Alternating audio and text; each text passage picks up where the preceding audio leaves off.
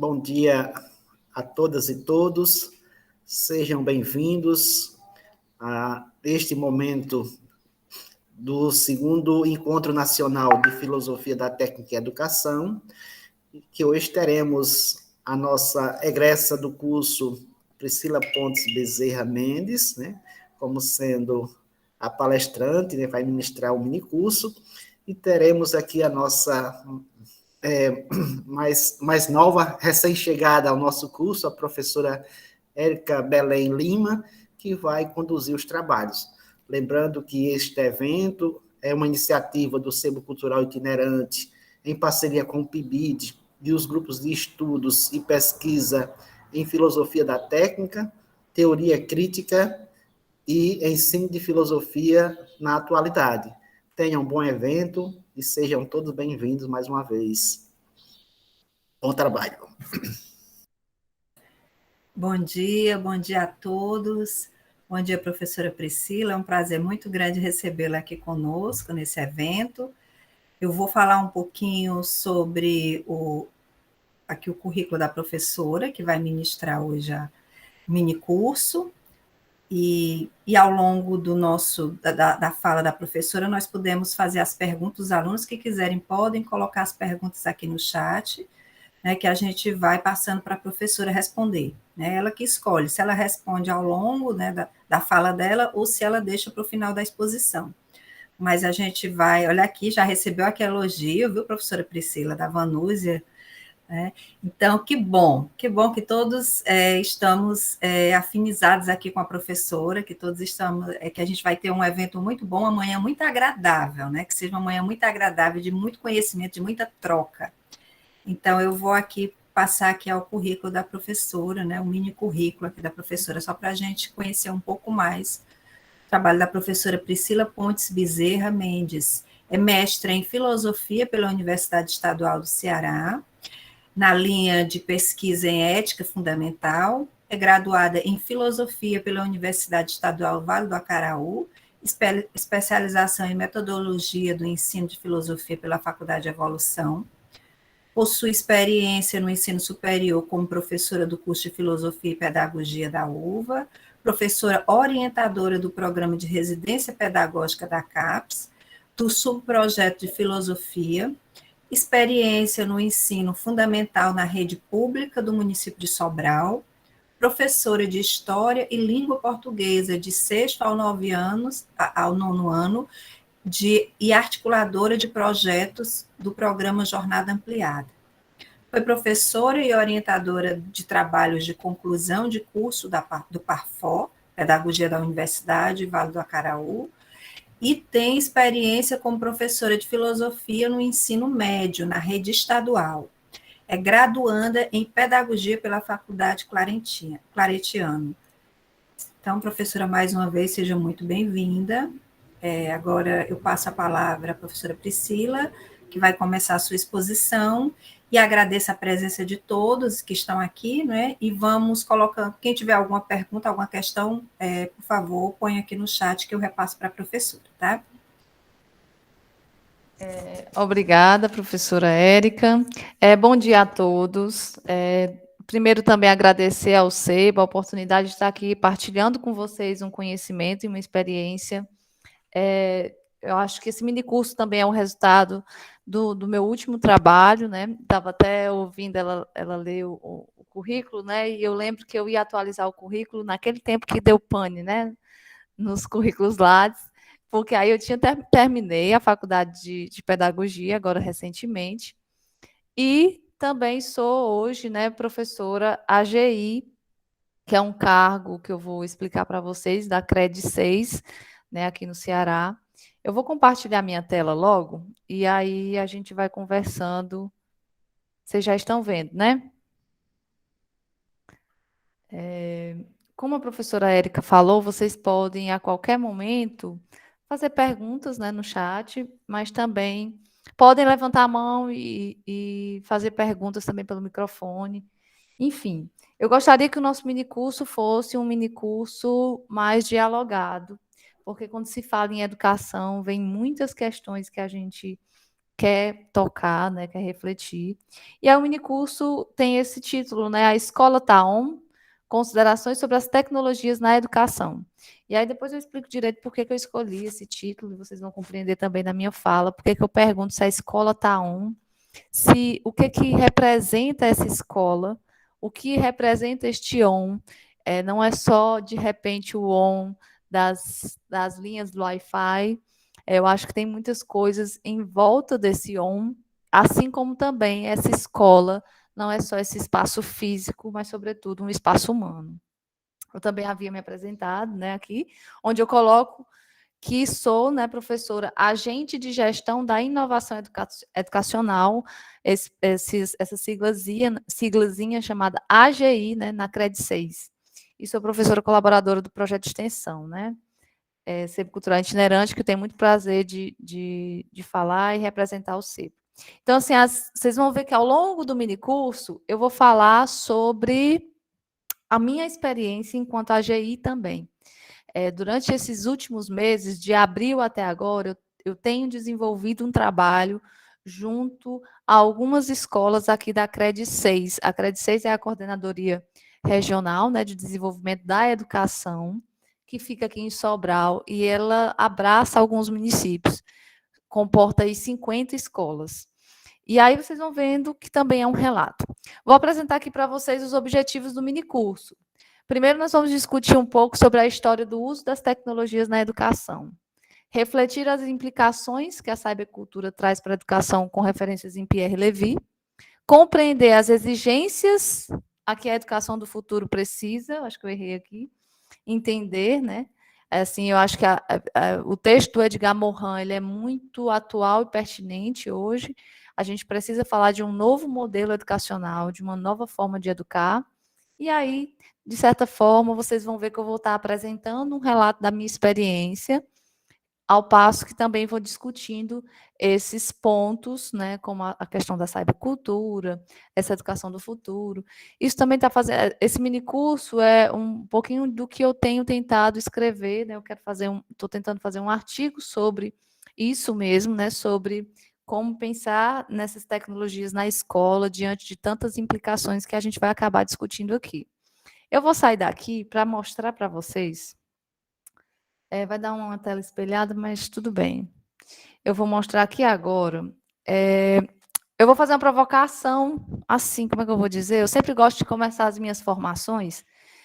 Nesse cargo de AGI, nós somos formadores, né? Nós somos professores, formadores dos professores. E aí eu sempre fui construindo as minhas formações, sempre fazendo umas reflexões filosóficas. Eu até brinco com o professor Hermínio que eu me sinto uma infiltrada dentro da CRED 6.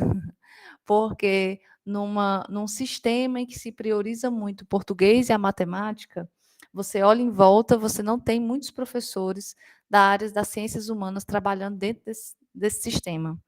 E aí, quando eu começo as minhas formações, eu sempre faço provocações filosóficas mesmo, né? Eu levo um pouco da filosofia de algum autor, uma frase para provocá-los. Aqui eu tenho, e aí a gente vai experimentando os aplicativos, a gente vai experimentando outras ferramentas, e aí eu trouxe um aplicativo, uma ferramenta para vocês experimentarem. E porque ela tem essa provocação aqui que eu vou deixar. Que não é, para nós, não é uma provocação filosófica, eu vou mexer nos sentidos de vocês para vocês lembrarem algumas coisas, certo? Eu não sei se vocês já ouviram falar do Padlet ou Padlet, cada um chama de um jeito. Vocês já ouviram falar nessa plataforma virtual? Vocês podem responder pelo chat, sim ou não. Se já usaram, ou também o Genilson ia responder. Tu já usou, Genilson? Já, sim, até na última sexta-feira, numa aula de prática de docência. Quem foi o professor? Com o professor Renato. Renato. Pois é, o Padlet, gente, ele é uma ferramenta que vocês não vão precisar baixar no celular ou no notebook. Ele é uma plataforma virtual. Você pode se cadastrar e criar o seu gratuitamente. Se você colocar lá Padlet, né, no Google, vocês vão entrar aqui, vai aparecer os passos para você criar. Tá certo que depois de um certo tempo eles vão limitando o nosso uso, aí você precisa ficar apagando ou arquivando, né? Mas dá para você usar bem. Eu vou mostrar aqui para vocês, aqui são os meus Padlets, ó, né, que eu uso nas atividades, daqui tá nas formações e aqui tá o de vocês. Eu vou compartilhar com vocês agora. Deixa eu só alterar a privacidade, né? Vou deixar público. Aí eu vou copiar o link para colocar aqui para vocês mexerem. O que está acontecendo? Vamos ver se vai dar certo. Isso aqui, o Padlet, assim como outras tantas ferramentas, né? A Carla Leonara disse que já conhece, mas nunca usou. Deixa eu colar o link aqui para ver se... Cliquem nesse link aqui, por gentileza, no chat. Vocês vão entrar neste mural. O Padlet é um mural, né? Onde vocês vão criando, é como se fosse mesmo um mural que a gente coloca folhas de papel, mas aqui a gente está mexendo com o virtual. E aí tem umas provocações que eu gostaria que vocês podem escrever. Deu certo, ô Genilson? Alguém já entrou? Porque aqui eu não estou vendo ninguém. Eu preciso que vocês entrem. Eu entrei, viu? Pronto. Deu certo sim, viu? Dá para entrar. Pronto. Vocês estão vendo aí algumas coisas que lembrem, o que vocês lembram? Eu fiquei com medo, né? Porque tem muitos alunos da graduação aqui que eu acho que vão ter aparelhos tecnológicos aqui que vocês nem conheceram. Eu gostaria que vocês respondessem as perguntas. Eu vou dar aí 5 minutinhos para vocês olharem as imagens e me responderem algumas. Vocês estão vendo que dá para adicionar comentário, né? Aqui, ó.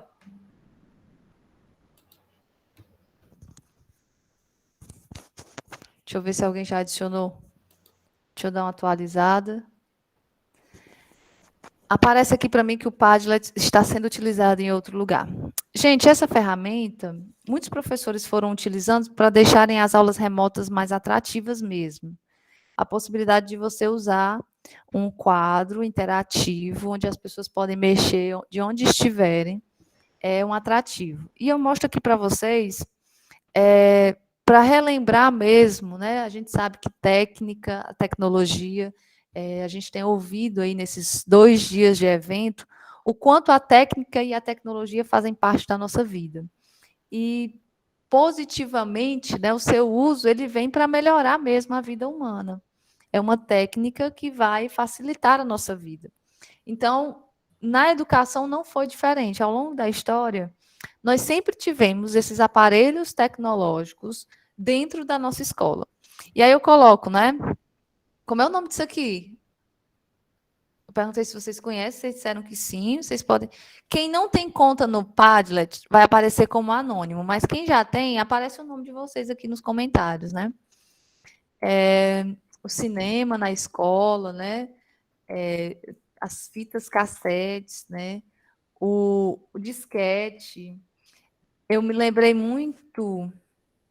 Pronto, uma pessoa disse assim, né? Já é mais recente, usamos no ensino médio, com certeza, né?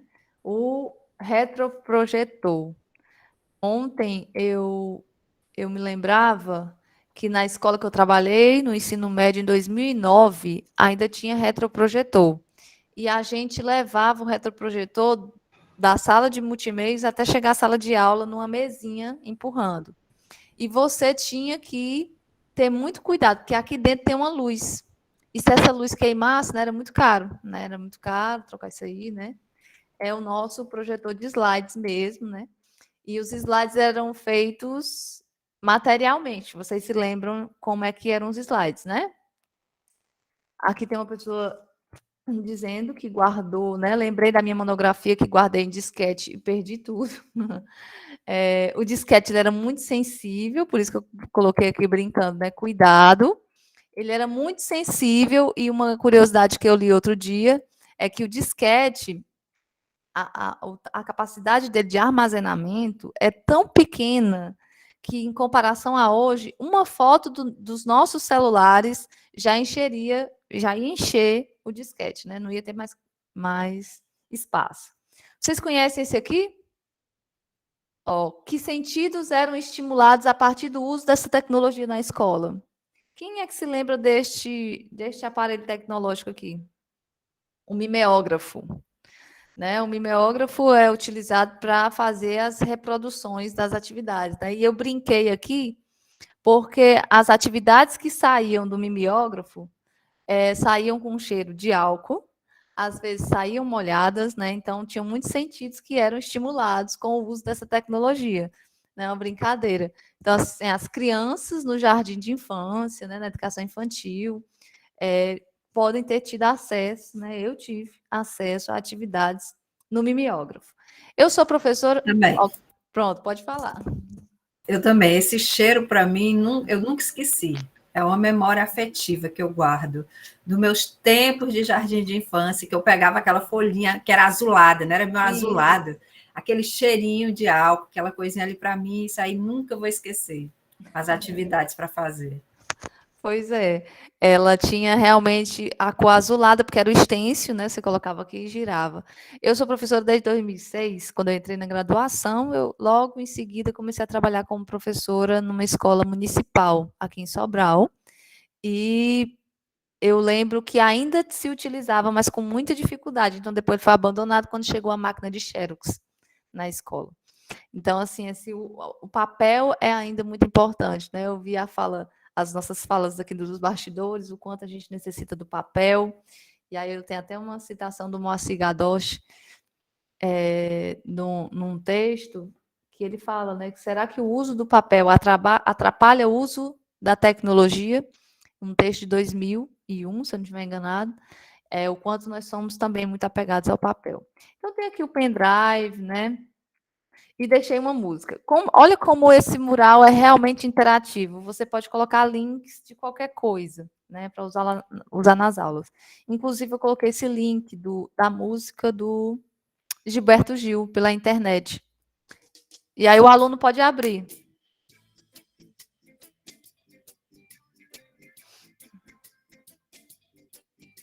Só mesmo para mostrar para vocês a interatividade que essa plataforma, né, de onde vocês estão abrindo e discutindo e mexendo em coisas que o professor coloca e vocês também podem, né?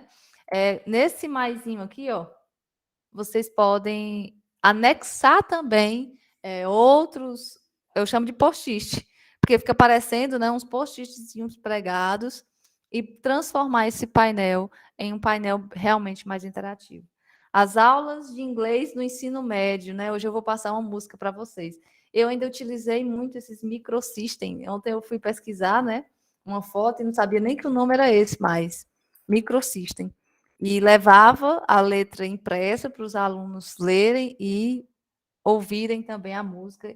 E aí a gente vai lembrar de tantas outras ferramentas tecnológicas, como o CD, os DVDs.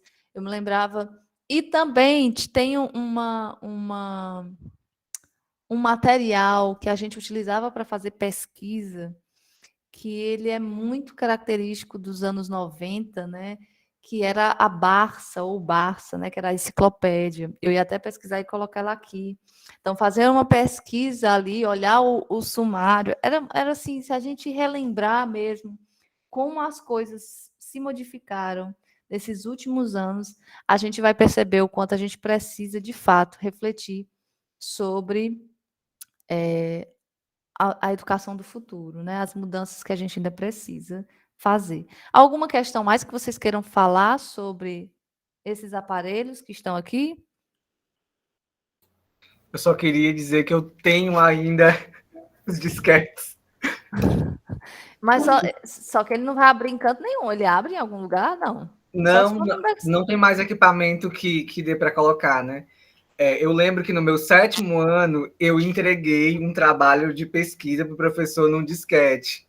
Só que ele não recebeu, porque ele disse que não tinha computador para ver o trabalho, ele tinha que utilizar o da escola. Pois é, porque vai ter que ter um computador de mesa que ainda tem essa entrada, eu acho que não tem mais, né? E é engraçado porque os disquetes também eram utilizados para vocês colocarem os programas no computador, né? Mexer nos sistemas. Mas você precisava de vários disquetes por um mesmo sistema. Teve uma pessoa que perguntou qual é o nome deste, é o retroprojetor. Eu fico pensando onde é que eles estão, se foram tudo pro lixo, né? E aí você tinha aquela lâmina em plástico, né, que era impressa, enfim. Alguém mais quer dizer alguma coisa? Não sei se alguém levantou a mão.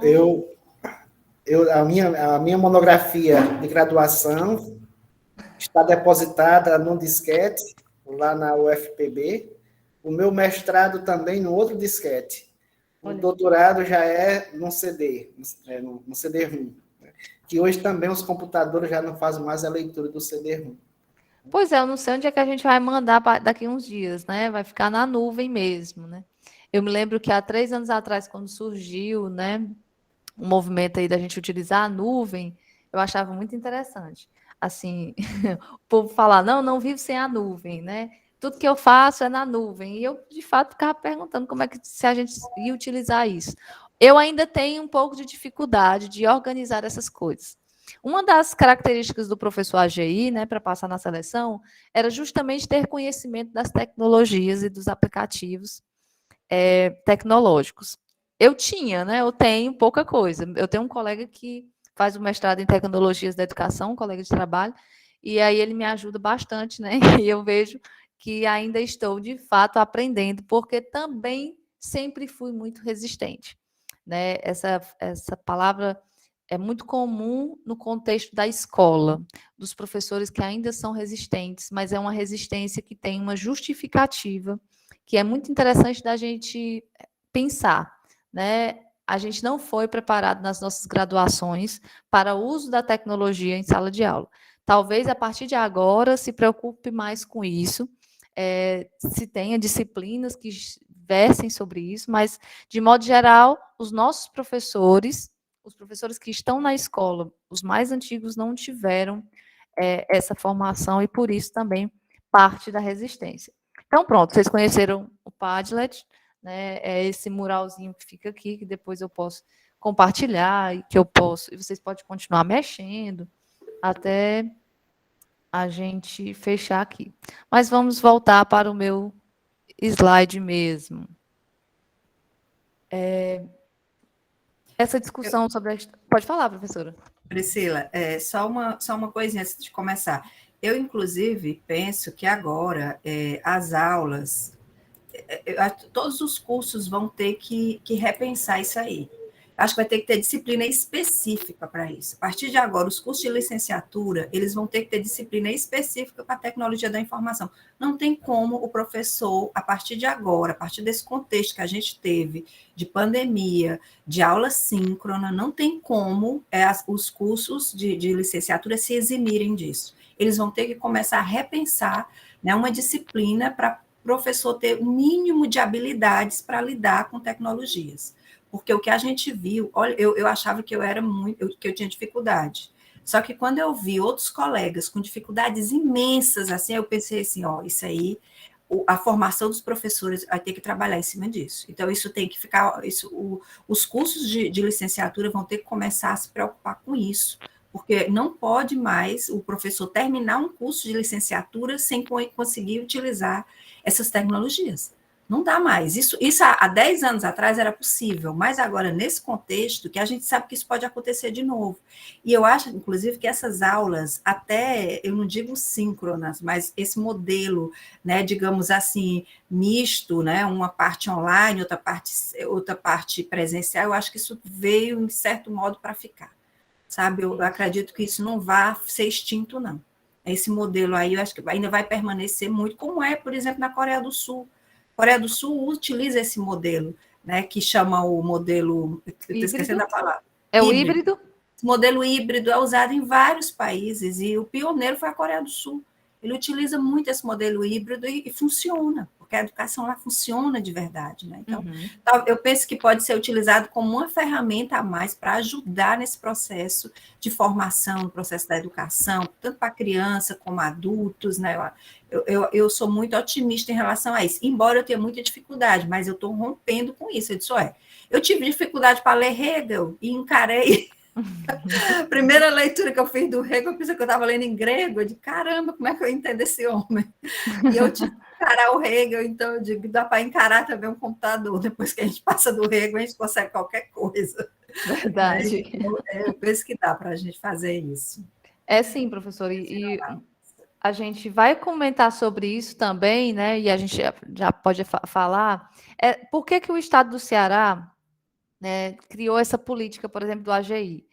Tem um plano de educação híbrida, que também já é proposto na própria BNCC, que seria uma carga horária que o aluno faria de maneira online. A gente sabe também que a gente vai discutir depois as questões materiais que envolvem tudo isso. Mas a pandemia e o ensino remoto aceleraram mesmo essa discussão sobre o ensino híbrido, sobre o uso das tecnologias. As TEDx, né, pelo menos, e aí eu me lembro, quando eu entrei de novo, quando eu fui professora da UF em 2017, quando eu entrei, né, em 2017, eu peguei um plano de curso do professor Marcos Fábio, das aulas de estágio. E eu acho assim que foi uma maneira pioneira mesmo. O Marcos Fábio colocava em um dos módulos trabalhar as TEDx. E aí eu continuei nas turmas de estágio, em algum momento eu falava um pouco, mas era uma coisa assim, sabe? Como utilizar o WhatsApp ou como utilizar as redes sociais. O que eu fazia era muito pouco, já por tentar pegar o modelo do professor Marcos Fábio, e a gente falava sobre as metodologias ativas naquele momento também. E aí era uma forma pioneira mesmo do curso estar pensando nas TEDx, né, nas tecnologias de informação e comunicação. E aí só falava mesmo dos aplicativos. Então, assim, hoje a gente vai, de fato, pensar na reestruturação desses cursos de licenciatura, para pensar também nessa formação do professor que tem essas competências digitais, que nós vamos falar aqui também, mais para o finalzinho. Né? Tem toda uma teia, uma gama de coisas que vão ser que precisa ser trabalhada. Então, quando o governo do estado do Ceará cria, né, um plano de educação híbrida, e aí ele precisa fazer algumas medidas, né? Propor algumas coisas, algumas políticas, né, políticas públicas na área da educação. Uma, por exemplo, foi agora, os alunos receberam uns tablets educacionais. Não foram todos os alunos de todas as escolas. Eles começaram pelo primeiro ano, aí tem escola que conseguiu o segundo ano, e também o aluno precisava estar na categoria de baixa renda. E aí a ideia é que esse aluno do primeiro ano vá ficar com esse tablet até o terceiro. Aí discutir, né? Quando você vai para a escola, que você chega lá, que você conversa com os professores, aí você vê uma outra realidade. Os tablets funcionam? Os alunos sabem mexer no tablet? São tablets, de fato, educacionais, tem umas coisas diferentes, tem uns bloqueios também, né? As redes sociais não são acessadas por esse tablet, mas é uma medida. É uma tentativa de, daqui a alguns anos, as escolas estarem bem equipadas com internet, com esses aparelhos, sendo tablets, notebooks. Então, são políticas mesmo para uma futura implantação. É tudo a longo prazo. Às vezes a gente pensa assim, não vai dar certo agora, não vai dar certo porque a educação... Mas são coisinhas que estão sendo feitas, né, ao longo do tempo para que a gente possa alcançar uma educação de qualidade, uma educação pública de qualidade. Então, por isso o meu cargo, né, a minha função junto à CRED, junto com mais 4 AGIs, aqui na CRED 6, são 5 AGIs que trabalham dando formações. Agora a gente parou, porque aí a gente entrou noutra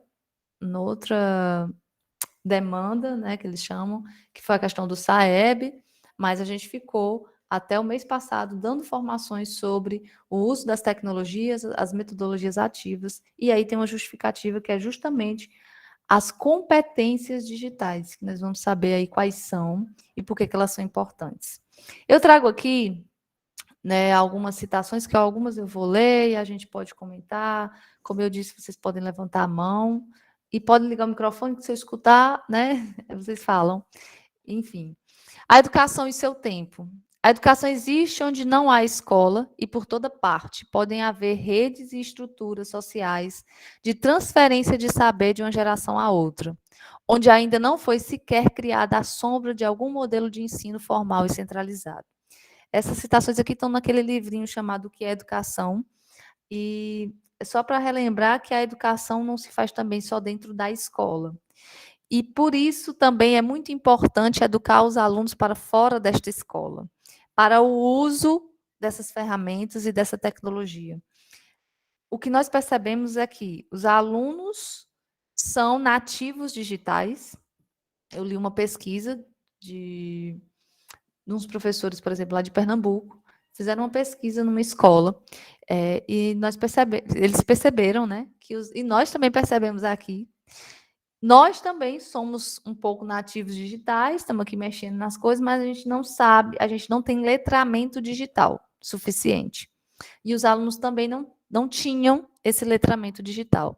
Então, fora da escola se aprende muitas coisas, principalmente com o uso das tecnologias.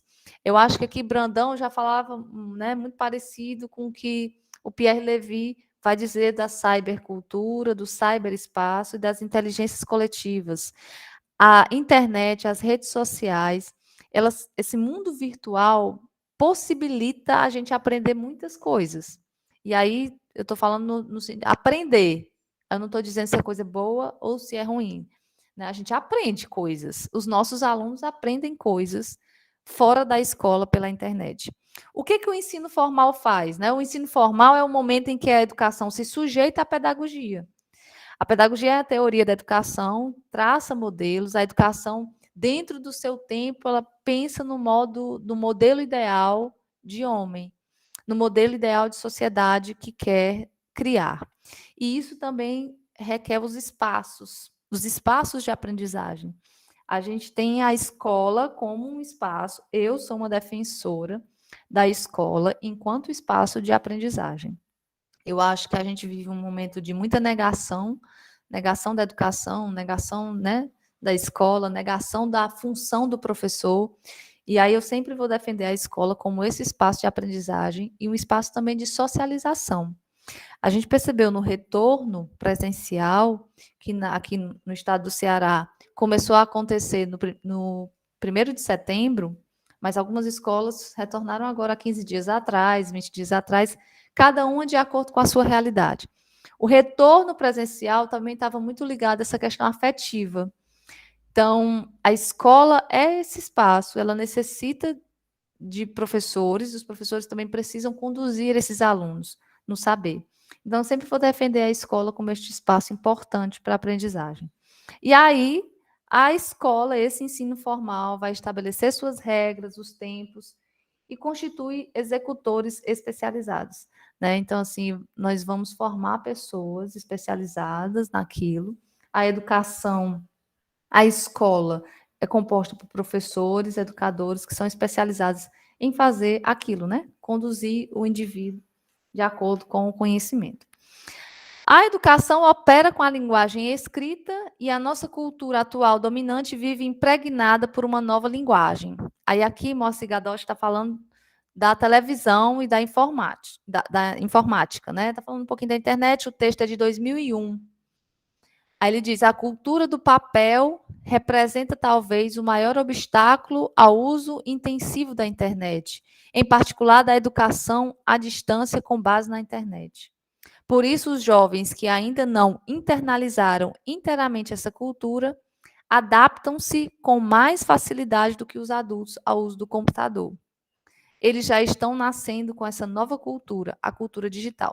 Até aqui ele está correto, né? Os nossos jovens nasceram na cultura digital, podem ter uma maior facilidade de dominar as tecnologias, mas foi percebido que os alunos não tinham o letramento digital, que é justamente ter a consciência do uso crítico desta ferramenta. Um exemplo muito claro é que muitos alunos não sabem escrever nada no Word. Eles sabem mexer muito bem nas redes sociais, fazer vídeos, fotos, editar vídeos e fotos, trabalhar no TikTok, né? Nessas ferramentas todas aí, nesses aplicativos que são da moda. Mas o Office mesmo do computador, a maioria dos alunos não tinha. E aí os professores, da realidade em que eu acompanho, além de se letrarem, porque muitos professores de fato, não tinham domínio do Meet, não dominavam mesmo essa ideia, né, daqui. Hoje a gente já está mais acostumado, mas falar com um computador, falar sem vocês estarem aqui perto de mim, é muito ruim. Então, foram se adaptando a isso e também tinham que ensinar os alunos. Então, foram 2 trabalhos. Eles tinham que ensinar o aluno a mexer no Word, abrir um formulário, tinha a falta da lousa, então são muitos elementos. Que aí a gente pode até concordar com o autor, quando ele diz: será que a cultura do papel é um obstáculo ao uso intensivo da internet? A gente encontra professores de todo modelo, né? Trabalhar com formação de professor é muito complicado. Tem professores muito resistentes, tem professores assim que sabem o que é a formação continuada, porque assim, quando a gente decide ser professor, se tiver uma coisa que a gente tem que aprender, é que a gente não vai parar de estudar. A profissão que não para, de fato. Existe uma formação continuada. E muitos professores não entendem que o tempo que eles têm de estudo também é tempo de formação. Tem uma cultura mesmo da desvalorização desse trabalho do professor que faz com que ele esteja também o tempo todo reclamando da falta de tempo. Então, existem muitos professores assim. Em contrapartida, nós temos professores que se adentraram nesse universo das tecnologias, fizeram cursos. Tem professores youtubers hoje, na rede, né, na Cred 6. Tem professores que têm canal no YouTube, que fazem aulas, que interagem com os alunos, e que agora, no retorno presencial, vão fazer esse hibridismo. Vão continuar com as suas redes sociais ativas, para fazer também um trabalho em conjunto, fazendo com que esse espaço também seja um espaço de aprendizagem, né? Fazer com que as redes sociais, as tecnologias se transformem nessa ferramenta de aprendizagem. Então, assim, será que a cultura do papel, né, do impresso, ela atrapalha? E aí eu escutei um professor, já de uma certa idade, inclusive, e era professor de matemática, né, que ele disse 2 vezes, uma vez na formação e uma vez quando eu fui visitar a escola: o ensino remoto não prestou para nada, né? E aí eu discordei na formação, mas no presencial eu não discordei mais não, porque aí eu achei que ele estava realmente me provocando. Mas assim, quando eu digo que o ensino remoto não prestou para nada, eu vou desqualificar todo um trabalho que foi feito, né? Assim, a gente sabe que os alunos, numa turma de 40 alunos, às vezes você tinha 10, né, 5, foi muito complicado. E a gente vai colher os resultados agora com as avaliações do SAEB, por exemplo, que vão ser realizadas, que estão acontecendo desde ontem. Então, assim, foi de fato o ensino remoto, e a pandemia acelerou as discussões e trouxe as lacunas na própria formação docente e na formação continuada. Por exemplo, no estado do Ceará, nós temos o Centro de Educação à Distância, que hoje tem um outro nome, que é o CODED, a Coordenadoria de Educação à Distância também. Ela foi disponibilizando cursos para os professores. Eu fiz um desses cursos quando entrei na função de AGI, que foram as competências digitais para a educação. Só que ele tem uma desistência enorme. Os professores não conseguem acompanhar o curso, eles não se sentem desmotivados, tem muitas atividades. Estou fazendo um outro agora sobre a educação à distância. Então, assim, quando a educação à distância chega, por exemplo, no Brasil, ela vem também com essa intenção de democratização. Pensar no aluno que não tinha condições de estar presencialmente na universidade, de ter autonomia do tempo, né? E eu me lembro que quando eu entrei no curso à distância, eu estranhei demais, de fato, a autonomia, né? Eu estudava a hora que eu quisesse, enfim.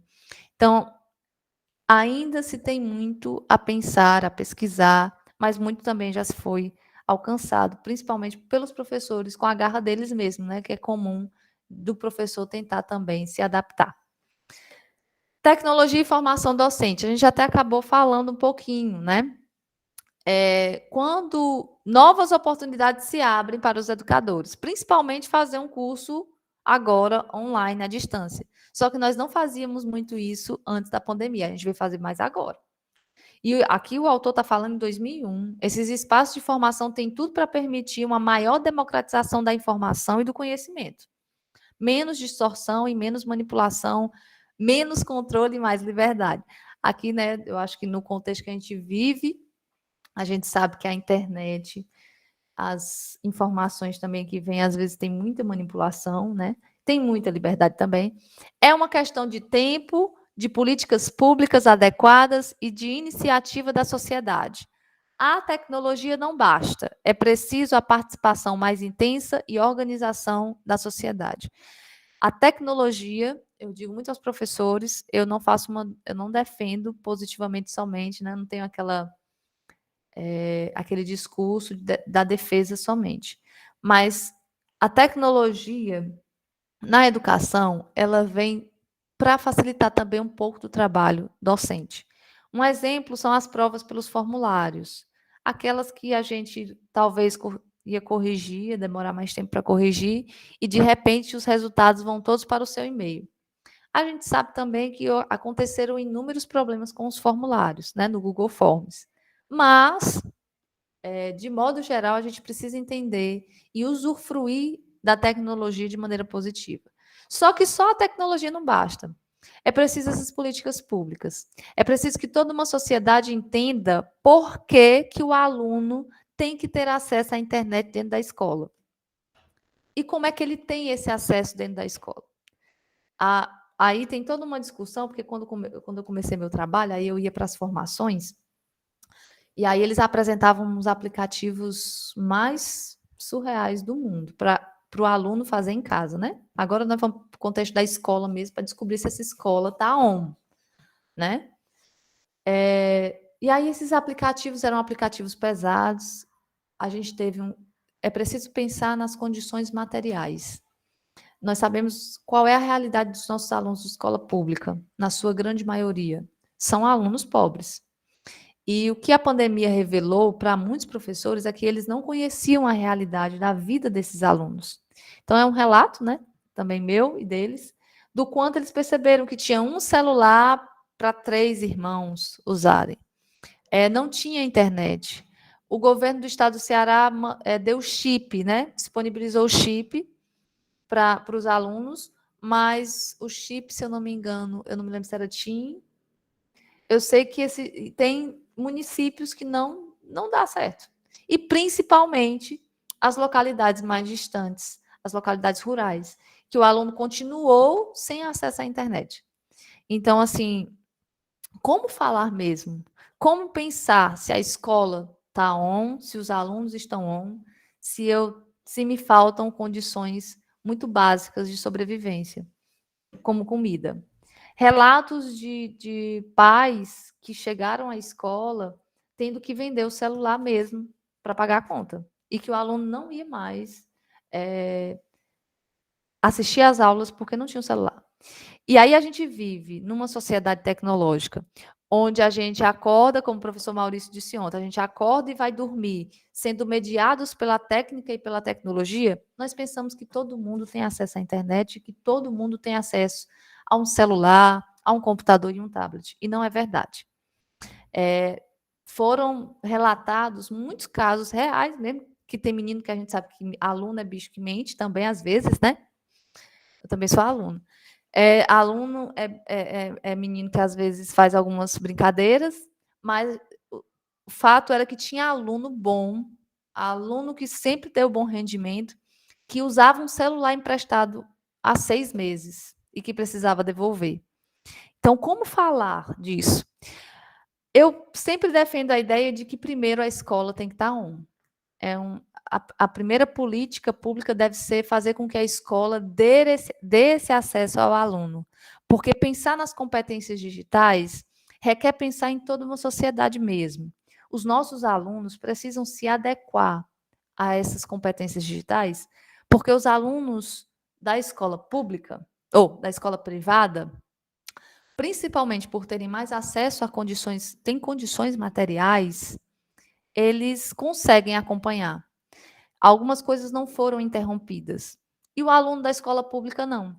Mas aí a gente vai também no contexto dessa escola e dessas políticas públicas educacionais para a escola pública. Em que sentido será que nós encontramos uma escola ON? E o que nós podemos fazer para reverter este quadro, né? Então, por isso que aí ele diz, né, o acesso à informação não é apenas um direito, é um direito fundamental, um direito primário, o primeiro de todos os direitos, pois sem ele não tem acesso aos outros direitos. O acesso à informação, que eu faço a minha compreensão aqui, é o acesso ao conhecimento. Se o aluno não tem acesso ao conhecimento, dele é negado todos os outros direitos. E a gente sabe disso, né? Conhecimento, eu me lembrei do Bacon, né? Saber é poder, né? E é poder de todas as formas. E é preciso garantir esse direito aos nossos alunos, e aí eu estou falando aqui dos alunos de escola pública. Começa a falar da educação do futuro, né? Tem uma outra citação aqui do Márcio Gadotti, que ele fala sobre o cyberespaço. E aí eu acho que ele deve ter lido Pierre Levy mesmo, porque ele fala muito parecido com o que Levy defende, né? Porque o cyberespaço, ele rompeu com a ideia do tempo próprio para a aprendizagem. Não há tempo e espaço próprios para a aprendizagem. Na cybercultura, né, do Pierre Levy, tem um último capítulo, uma última parte, não é a última, mas a parte que fala sobre a cybercultura e o saber, né? O saber na cybercultura, que é a parte que eu estou lendo agora com mais veemência mesmo. Onde ele diz que o que você aprende hoje, se você entrar num curso, o que você aprender hoje, no final do curso, quase que não lhe serve mais. Eu acho que ele quer deixar bem explícito a velocidade com que isso acontece.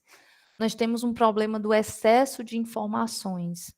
E esse cyberespaço, ele rompeu, né? Aí o autor diz aqui, o tempo de aprender é hoje e sempre. O conhecimento é o grande capital da humanidade. Não é apenas o capital da transnacional que precisa dele para a inovação tecnológica. Ele é o básico para a sobrevivência de todos. E por isso não deve ser vendido ou comprado, mas sim disponibilizado a todos. Uma das coisas, né, assim, eu sempre digo aos alunos que eu gosto muito de ser professora. E o pior, que eu gosto muito é de ser professora de aluno mesmo, assim. Eu trabalho hoje com formação docente, com os professores, mas eu gosto mesmo de ser professora na graduação, no ensino médio, de ser professora. Raiz.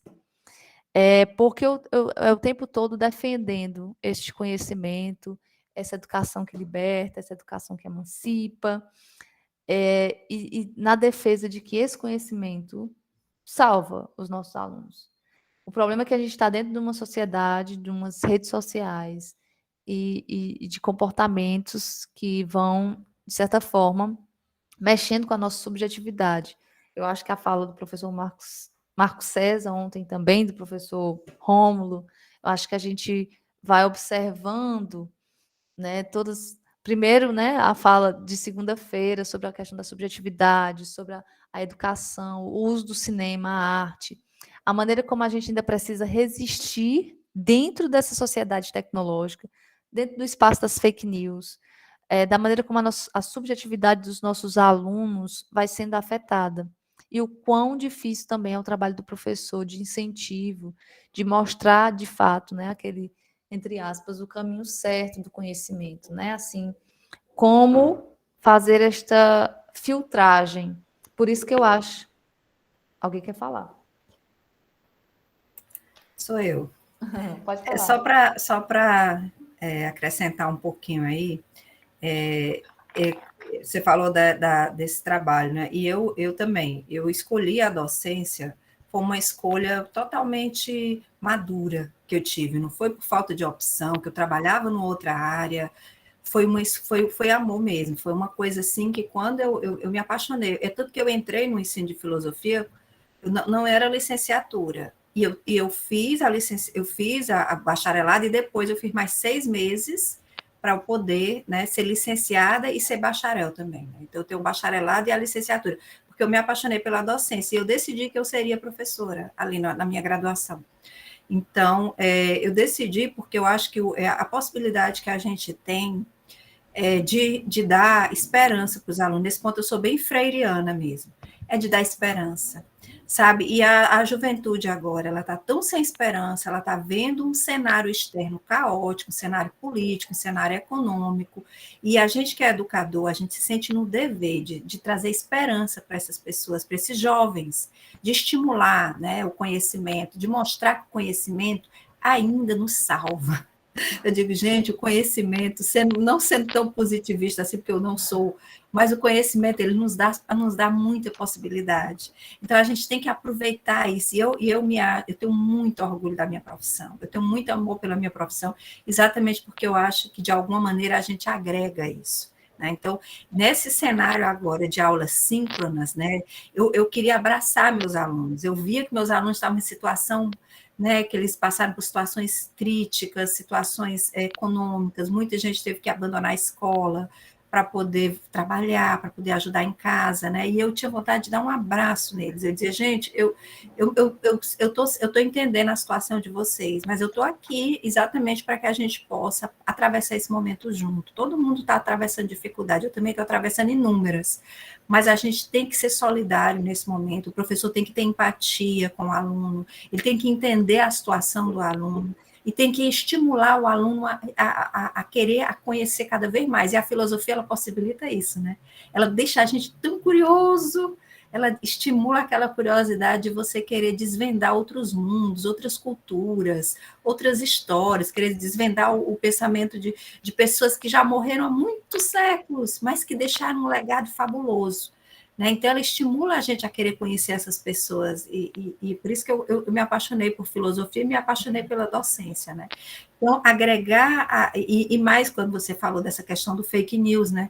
Agora está muito perigoso, né? O que se vê aí é jovem ainda negando, se negando a tomar, por exemplo, vacina, porque viu uma notícia de que a vacina pode provocar efeitos colaterais e tal. Então, é muito perigoso esse cenário, é uma areia movediça, né? A gente tem que tomar todos os cuidados. Né? Uma vez eu fui dar aula, para você ter uma ideia como uma coisa é delicada, eu dando aula de antropologia, fui falar de Darwin, né, da teoria evolucionista, e uma aluna ficou indignada na sala, dizendo que não tinha vindo de macaco coisa nenhuma, que tinha vindo de Adão e Eva, ficou indignada comigo, e eu fiquei olhando assim, eu disse, nossa, ainda temos espaço para isso? Temos. Ainda temos espaço para esse tipo de ignorância, né?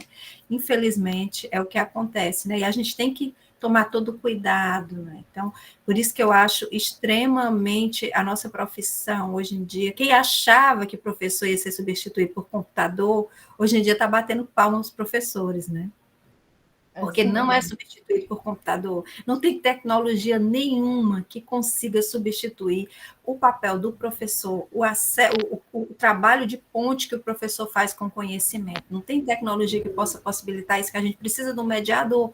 Né? Só a tecnologia em si, ela não dá conta, porque nós temos uma subjetividade. E o professor sabe acessar essa subjetividade. A máquina não sabe. Mas o professor, ele tem os instrumentos, ele estuda, ele trabalha para isso, né?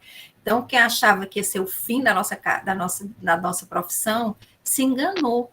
Agora, eu acho que vai ser um novo começo. Eu estou achando que a reinterpretação da docência vai se fazer a partir dessa pandemia, a partir desses acessos a novas tecnologias, a gente vai reinterpretar esse papel e vai fazer uma nova caminhada, isso vai ser um divisor de águas. Eu penso que daqui a alguns anos a gente vai olhar para trás e vai dizer, antes da pandemia o professor fazia assim, depois começou a fazer assim, mas continua a presença dele ali. Continua a necessidade, a importância, o valor dele aí. Quem sabe agora não se dá o devido valor, né? Quem sabe agora as pessoas não começam a olhar para essa profissão com mais zelo, né? Os governantes, principalmente, não começam a olhar com mais zelo. Isso se torna, de fato, uma política de Estado. Né? A educação que vem sendo tão sucateada aí, ela volta, ela adquire de novo o protagonismo que ela tanto necessita, né? Eu estou acreditando muito nisso, professora Priscila, nesse retorno do protagonismo que um dia nós já tivemos, que foi se perdendo pela técnica, mas agora nós estamos retomando isso de novo. Pois é, assim, aqui ele diz, né, que a função das instituições que se dedicam ao conhecimento apoiado nos avanços tecnológicos, essa dedicação no início, né, no ensino remoto, quem estava se dedicando aos recursos tecnológicos, pensando eram os professores. assim, eu acho que, de fato, né, a professora tem toda a razão, a gente é um divisor de águas, e a gente vai sempre retomar. Antes da pandemia, ninguém fazia isso, depois a gente passou a fazer. E os professores têm trabalhos de professores, tem relatos de professores com relação a isso, né, ao uso da tecnologia, a maneira como ele foi se modificando para levar o conhecimento ao aluno, que são brilhantes. São, assim, são relatos, né, muito positivos. Lógico, tem relatos também das dificuldades que foi para chegar ao que nós estamos vendo hoje, desse retorno presencial, mas vai ser, porque eu acho que depois da pandemia, com o uso das tecnologias, o aluno também não vai aguentar aquela aula tradicional. Eu acho que a palavra também é essa, ele não vai mais aguentar somente a aula tradicional. E aí é preciso que o professor incorpore em sua prática, a escola também incorpore na sua prática outras metodologias, né? Para que, já que eu lhe dou a palavra, quem levantou a mão, para que a educação do futuro seja mais democrática e menos excludente. Pode falar quem levantou a mão. Ou ninguém levantou a mão? Foi Kaique. Pode falar, Kaique.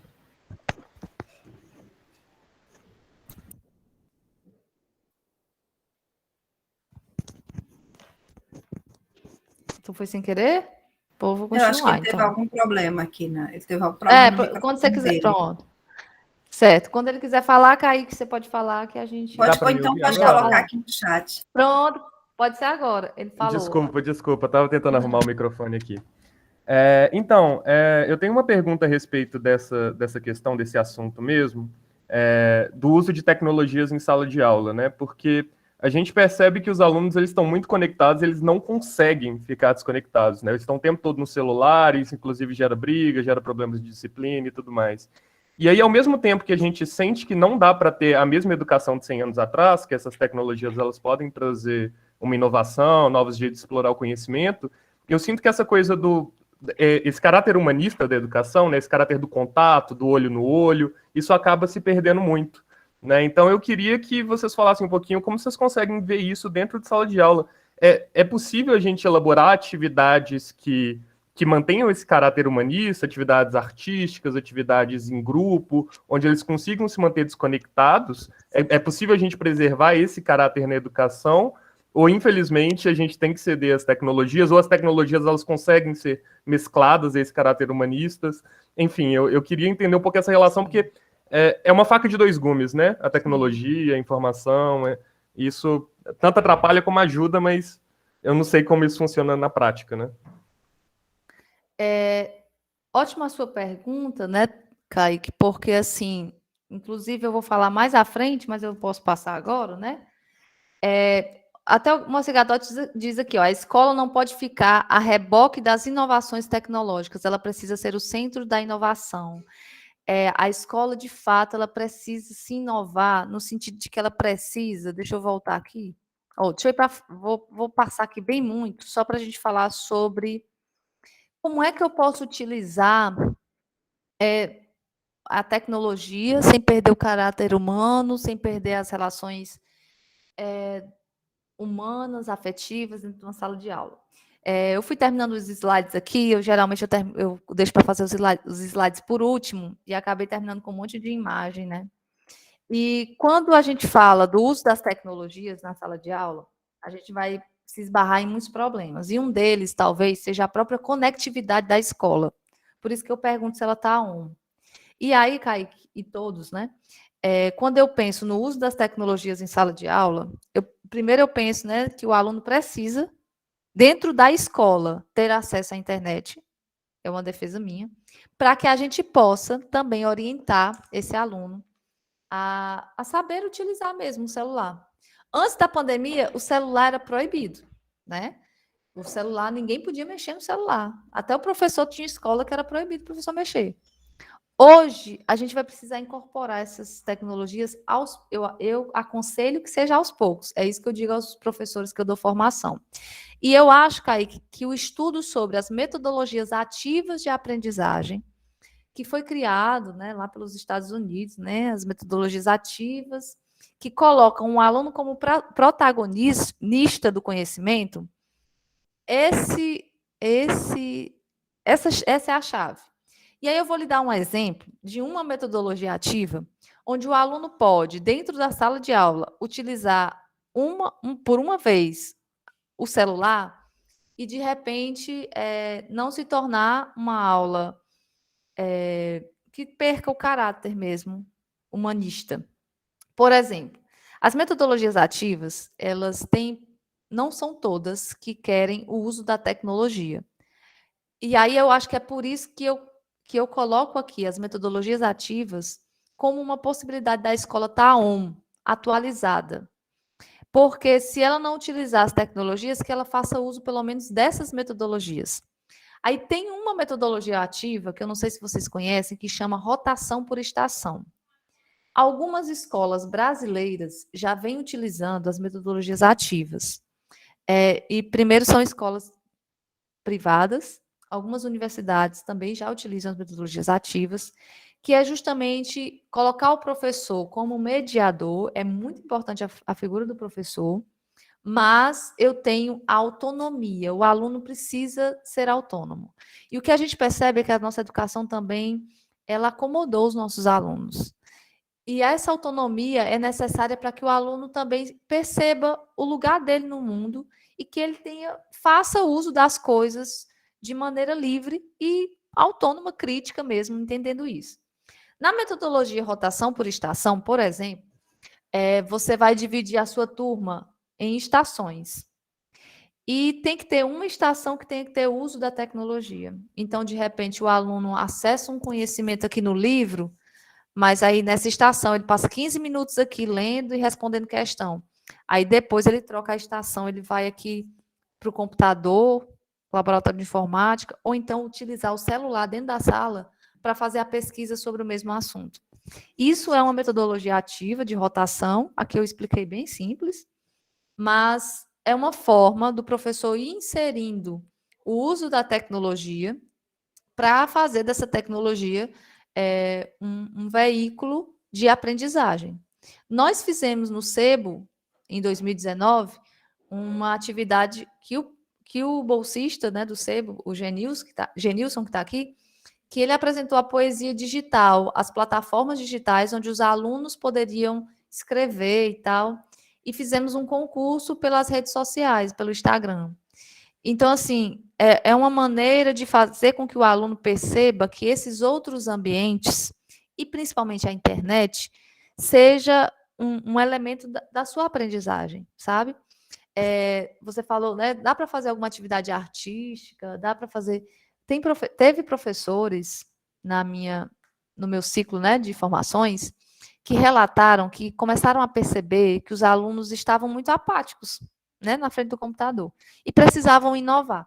Aí eles começaram a pedir para os alunos gravarem vídeos, ou explicando o conteúdo, ou fazendo experiências da química, né, da física. Teve um professor de física que fez essa atividade e ele disse que os alunos fizeram montagem, era um trabalho em grupo, só que da casa de cada um, os meninos foram mandando um vídeo e depois montaram. Então, assim, são essas pequenas ações que fazem com que a gente pense na possibilidade dos alunos adquirirem essas competências digitais, fazendo uso, por exemplo, da câmera do celular mesmo, com as dificuldades que possam ter, né, de um celular não ter a câmera muito boa, tentando incorporar mesmo, para que fique, de certa forma, humanizado também. Pode falar. Só complementando aqui sua fala, professora, Kaique, eu tive essa experiência de humanizar o ensino de filosofia juntamente com as tecnologias, né? Eu tive essa experiência e era para aluno de ensino médio, que eu dava aula no Instituto Federal. Então, eu tinha alunos de ensino médio. Então, logo no início das aulas síncronas, os alunos não conseguiam, eles detestavam essa forma de ensino. E filosofia, então, né, para se trabalhar uma disciplina como filosofia, né, que é mais discurso, questionamento, e uma das atividades que eu fiz para utilizar esses recursos tecnológicos foi pedir, a atividade final da disciplina foi pedir para os alunos gravarem podcast sobre os assuntos. Eu coloquei uma parte do texto e eu disse, olha, vocês vão interpretar esse texto, só que ao invés de escreverem, vocês vão falar. O que vocês entenderam por esse texto? Aí vocês vão gravar um podcast para mim. E a atividade final da disciplina foi esse podcast. Aí os alunos gravaram, ficou ótimo o material. Gravaram, foram explicando os textos, comentando, né? Aí falavam sobre, e tal, o vídeo tal, até deram indicações de vídeos acerca daquele assunto. E eu achei assim, eu disse, olha, pesquise, indique vídeo, indique livro, faça o que vocês quiserem, mas eu quero um podcast desse assunto. Então, foi a atividade final. Eu tinha 40 alunos na sala e eu passei muito tempo ouvindo podcast, assim, durante muitos dias, com fone aqui no ouvido, ouvindo os podcasts, mas valeu muito a pena. Então, eu percebi que era uma forma de usar um recurso tecnológico, que é a questão do podcast, que hoje está em alta, né? E os alunos entenderem aquele conteúdo. Então, eles leram o texto, eles leram o material, em vez de escreverem, né? Eles foram falar sobre o assunto. Então, foi muito bom o resultado. Então, eu tive que fazer essas inovações. E vídeo também, eles gravavam vídeo, eles tinham que fazer essas coisas, porque aluno de ensino médio, ou você mexe com essas questões, ou então eles não suportam a aula, né? O de graduação, não. O de graduação já é um público um pouco diferente, né? Mas também precisa a gente utilizar esse recurso. Mas eu acho, Caí, que eu estou dizendo com isso, é que é possível, sim. Eu acho que as ferramentas tecnológicas, elas não podem ser vistas pelos professores como uma coisa ruim, mas como uma coisa que pode agregar. Agora, depende do seu uso, né? Depende do uso que a gente faz dessas tecnologias. É claro que ontem eu achei a fala belíssima do professor, né, quando ele disse que está todo mundo ficando conectado o tempo todo. A gente tem que dar uma parada, né, de vez em quando e pedir para que os próprios alunos se desconectem de tudo, que eles possam se sentir livres de tanta tecnologia, de todo esse acervo de tecnologia. Não precisa, a vida não é só isso. A gente tem que ter nossas pausas, nossos momentos onde você desliga o celular, onde você não olha para o computador, onde você fica, né? Então, eu estimulo também isso. A gente tem que estimular esse contato com a natureza, andar um pouco a pé, ter contato com outras coisas, olhar para outras coisas, né? Para você não ficar um viciado em tecnologia e tal, o tempo todo olhando rede social, o tempo todo olhando WhatsApp. Então, a gente tem que estimular isso também, né? Então, não pode... Eu penso que tudo é a dosagem. Se você colocar demais, realmente a coisa fica problemática. E de menos também. Então, vamos lá ser aristotélico, vamos procurar o meio termo, né? Vamos procurar a justa medida nessa parte aí da tecnologia, para não ser de mais nem de menos, porque o excesso vai prejudicar, mas a falta também. Até porque tudo hoje em dia está ligado, está tudo conectado. Então, se a gente não se adequar a isso, a gente vai ter problema, né? E assim, né? Eu até me lembrei do Adorno aqui, na fala que ele diz que a educação não pode só ajustar as pessoas, né? Modelar as pessoas, mas ela também seria impotente se a gente não pensasse no tempo em que a gente vive, né? Então, assim, a educação ela precisa refletir o seu tempo. E se nós, professores, dentro da sala de aula, não mostrarmos aos nossos alunos o quão importante pode ser saber dominar um pouco as tecnologias, entender um pouco disso ou daquilo, né? É uma questão também de cidadania, como eu vou mostrar ali nas competências digitais. Então, quando eu falo, né, eu disse que eu ia justificar, quando a escola estar on, não é só porque ela está utilizando a internet, as tecnologias, mas, sobretudo, ela precisa estar atualizada. E é por isso que eu coloquei aqui as metodologias ativas e o ensino híbrido, como essa proposta de fazer com que a educação se inove. E a partir disso, eu acho que os alunos ficam mais maduros também para fazer uso dessas tecnologias de maneira crítica, né, de maneira responsável e consciente. Quando o governo do estado do Ceará mandou os alunos retornarem à escola, determinou, né, não é mandar, quando ele determinou, não era obrigatório, os alunos foram vacinados, alguma parte foi vacinada e não voltaram todos. Primeiro voltou com 30%, depois 50% e foi gradualmente. E aí, primeiro, nós tivemos uma temporada de ensino híbrido. Os alunos tinham uma parte da aula na escola e em casa tinham outras atividades para que misturassem o online e o offline. E o ensino híbrido é essa proposta também inovadora de fazer com que o aluno tenha esse tempo autônomo de escolher o que ele vai fazer aqui, qual é a aula que ele vai assistir, né, pelo celular, pelo computador, de ter essas outras ferramentas e outras atividades no online. E no offline também ser na escola. E isso que a professora diz é muito importante, do desconectar, do estar aproveitando outros espaços de aprendizagem dentro também da escola, né? E aí tem uma fala do livro do Ensino Híbrido, Personalização e Tecnologia da Educação, depois eu mostro a referência para vocês aqui, que diz assim: a tecnologia, de maneira geral, é um elemento facilitador da execução de qualquer trabalho. Por meio dela, abrem-se novos campos de ação que podem ser realizados com menor esforço e melhores resultados. Né? Por isso que eu falei sobre a questão do esforço aí, do corrigir provas e tal. Quando eu falo de aprendizagem ativa, né, das metodologias ativas, eu me lembro, eu não sei se vocês conhecem, a pirâmide da aprendizagem de William Glasser, acho que é assim que diz, que fala sobre o aprendizado passivo e o aprendizado ativo. E eu acho que essa questão do remoto, da maneira como os alunos estavam cansados e como os professores precisaram adaptar também as metodologias, mostrou muito isso. E aí, na pirâmide, ele é um psiquiatra norte-americano, se eu não estiver enganado, que a teoria dele sobre motivação é muito legal, né? Que todo mundo tem a motivação dentro de si, né?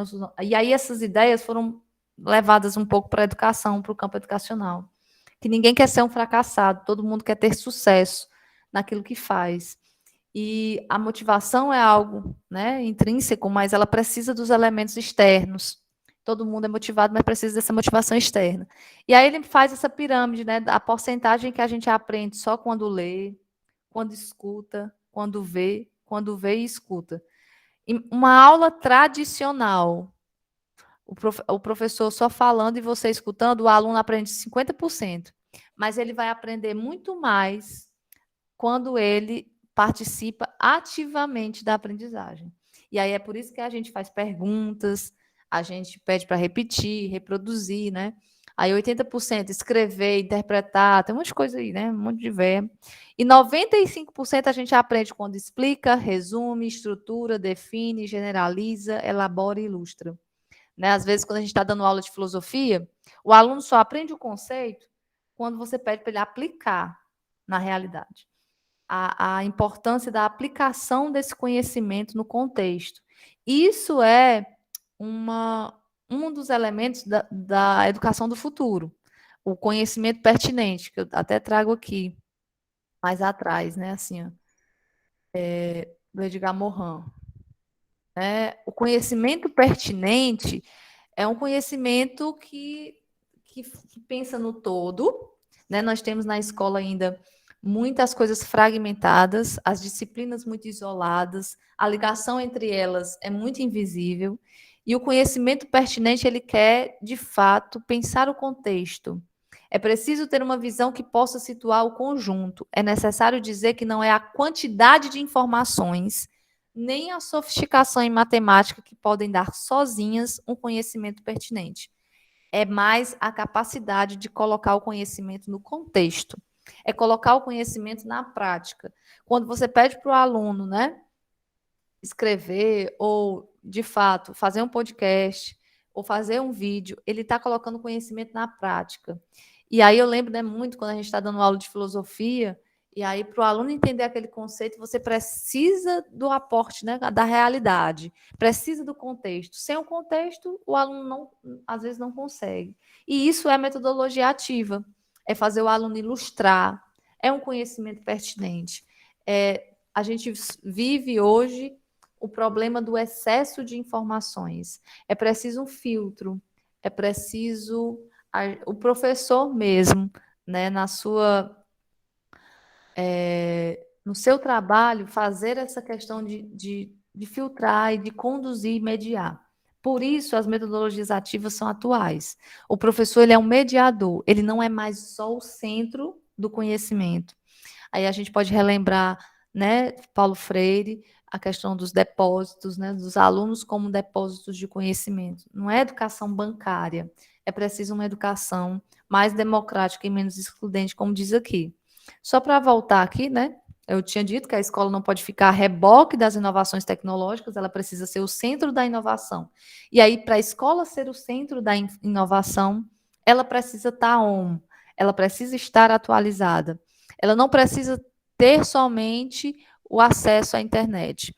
Aqui no Ceará, aqui mais especificamente nessa região norte, né, de Sobral, a gente andou visitando umas escolas nas últimas semanas, nas últimas 3 semanas. Eu fui participar de uma caravana do SAEB, e aí eu visitei as escolas. Mas antes disso, eu já tinha relatos. As escolas têm laboratório de informática? Tem, mas às vezes não tem acesso à internet de qualidade. Tem escolas, né, que estão sem internet total. Os professores estão usando dados móveis. O problema de internet não é só um problema nosso, é um problema realmente do Brasil como um todo. Tem leis aí sendo sancionadas e tal, que fala sobre esse...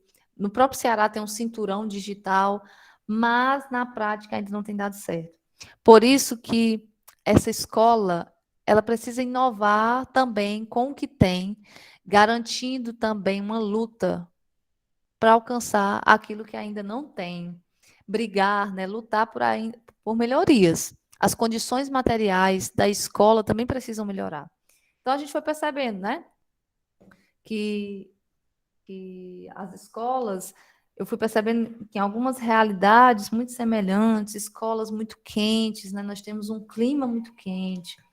É difícil você achar uma escola que tem ar-condicionado, mas eu fui essa semana já numa escola que conseguiu colocar ar-condicionado em todas as suas salas, que melhorou a qualidade. O laboratório de informática está funcionando, né? Então, é possível o professor fazer uma aula no laboratório de informática, uma aula de pesquisa. Então, assim, no espaço da escola é preciso haver inovação. Por quê, né?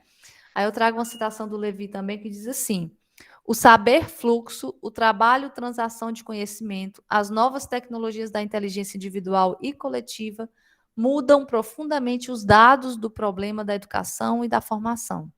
Os percursos e perfis de competências são todos singulares e podem cada vez menos ser canalizados em programas ou cursos válidos para todos. É aquela história que eu disse, né, que a gente precisa estar o tempo todo se inovando. Eu começo um curso hoje, quando eu terminar, um monte de coisa já mudou, tem um monte de informação.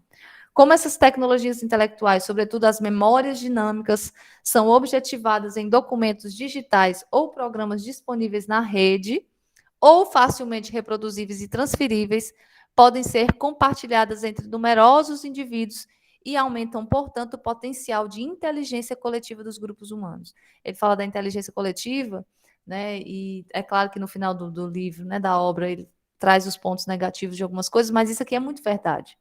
De onde é que a gente pensou estar num evento, sei lá, a tantos mil quilômetros de distância, e a gente, às vezes, está participando do evento, longe da gente, sem nenhum custo, a não ser da internet.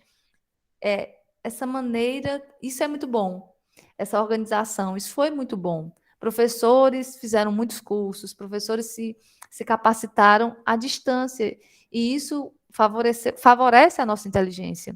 Isso aumenta a inteligência coletiva dos grupos. Mas como é que eu penso, né, nisso? E aí eu pergunto, e já perguntei algumas vezes, né, como é que fica a escola e a formação docente nesse contexto? O que precisaria mudar? Né, precisa mudar um monte de coisa, de fato, né? Inclusive, a gente já leu aqui, essa sala de aula aqui, muito antiga, mas também muito atual, nós temos ainda professores muito resistentes, no sentido de que tem professor que realmente não quer mudar. Tem professor que quer continuar, não é porque ele tem dificuldade, tem professores até jovens que não querem mudar, que não dá para inserir a tecnologia, enfim. Então, essa sala de aula aqui, qual é o aparato tecnológico mais moderno que tem aqui? Qual é? A lousa. E o que eu escutei de professor dizendo que sente falta da lousa, e eu também como professora, eu sinto muita falta da lousa, né? Se esse minicurso fosse presencialmente lá na UVA, eu já teria escrito na lousa. E essa sala de aula aqui, ela não vai mais suportar todas as demandas que este mundo lá fora da escola dá para os nossos alunos. Então, por isso a necessidade da gente pensar aqui nessas competências digitais na educação. Aí eu trago aqui só para... Deixa eu olhar o tempo, né? Eu trago aqui só para relembrar em 3 momentos das competências gerais da BNCC. Como eu disse, né, o ensino híbrido, o uso das tecnologias, ele já era previsto na BNCC. Então, assim, em algum momento a gente ia falar sobre isso. Talvez fosse demorar muito tempo, né? A pandemia acelerou as coisas. Então, a competência número 1, né, diz assim: valorizar e utilizar os conhecimentos históricos construídos sobre o mundo físico, social, cultural e digital. Tem um conhecimento digital. Tem um mundo virtual, que é esse mundo que é capaz de fazer com que a nossa inteligência ela se amplie mesmo, que as inteligências coletivas, né, os movimentos aconteçam. Aí na 2, exercitar a curiosidade intelectual, recorrer às abordagens próprias. Aí tem lá no final, ó, vocês podem ir lendo aí, eu estou apressando. Criar soluções, inclusive tecnológicas, com base nos conhecimentos das diferentes áreas. Por isso que o conhecimento pertinente e a ideia de que o conhecimento é um todo. A escola fragmentou, né? A educação fragmentou. Precisa também ir sendo desconstruída.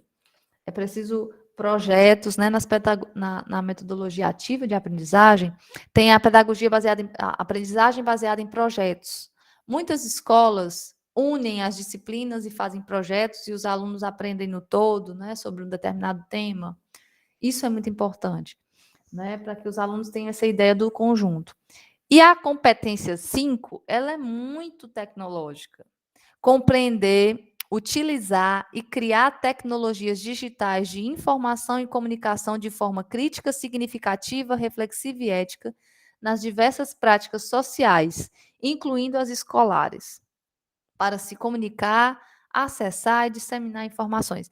Eu brinco, nessas minhas andanças, né, nas escolas, nessas últimas semanas, eu tive contato com os alunos e perguntei, e falei sobre fake news, falei sobre conhecimento, né? O quanto é importante vocês terem, né, essa criticidade em relação ao que vocês acessam na internet, e principalmente a responsabilidade de disseminar informações falsas, né? Então, tudo isso aqui é educação, tudo isso aqui é conhecimento. E é uma competência, né?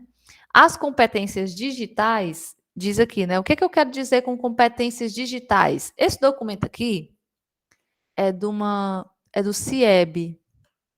Agora eu me esqueci o que significa CIEB. Daqui a pouco eu procuro aqui. É um Centro de Inovação da Educação Brasileira. É um centro, né? Uma organização que tem trabalhado nas pesquisas sobre competências digitais ao redor do mundo. E aí, o Estado do Ceará, a SEDUC, a Secretaria também de Educação do município de Sobral, promoveu muitos cursos sobre educação híbrida e sobre as competências digitais baseados nesses documentos. Porque são pesquisas realizadas ao redor do mundo, né? Nas educações aí norte-americana, enfim, europeia e tal. E aí, esse documento, essas competências digitais, elas são divididas, né? E aí, o que a gente faz? Como é que a gente entende competências digitais?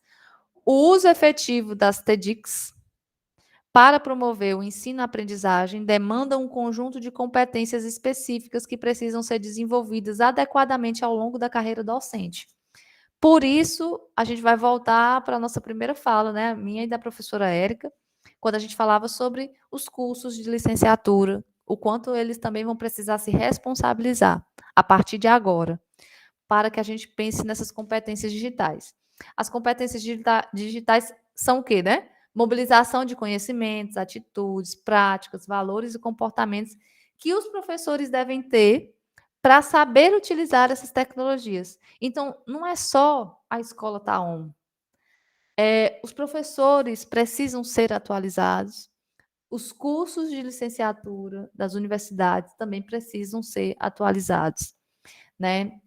Então, é muito amplo, é muito complexo, né? Para que a gente possa desenvolver essas competências digitais. E aí, de modo geral, nesses cursos que foram sendo realizados, né, principalmente pela SEDUC, né, e aqui eu conheci o curso, não fiz todo, né, o curso de Educação Híbrida e Competências Digitais do município de Sobral, eles estavam trabalhando dentro dessa matriz aí, ó. Eu quero que vocês observem, eles dividem em 3 áreas, isso o CIEB que inventou, né? Eles dividem as competências em 3 áreas. Eu tenho as grandes áreas e eu tenho as competências que devem ser alcançadas em cada uma dessas áreas. Então, tem a prática pedagógica, está muito relacionada mesmo a... Oi, pode falar. Professora, temos uma pergunta aqui, que é do Miquéias. Ele está perguntando se os sistemas de avaliações por notas classificatórias reprovatórias é, em certa medida, causa do abandono escolar no momento pandêmico. Se ele é a causa do... Os sistemas de avaliações por notas classificatórias reprovatórias é, em certa medida, causa do abandono escolar no momento pandêmico? Pois é, Miquéias, assim, a gente esbarrou com muitos comentários de professores. Eu não sei se seria a causa, né, desse abandono. Eu acho que a gente ainda tem essas políticas de avaliação. Primeiro que quando a gente fala nesse contexto do ensino híbrido, das metodologias ativas, tudo muda, inclusive as maneiras de avaliar, as formas de avaliar. Tudo é uma mudança de valores educacionais. Nas nossas formações enquanto AGI, a gente aprendeu muito a falar sobre isso. É preciso que os professores mudem valores educacionais. E um desses valores, de fato, né, assim, a gente viu muitos alunos abandonarem.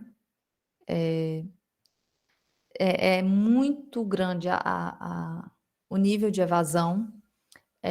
Tem um movimento de busca ativa a esses alunos aqui, né, na nossa realidade.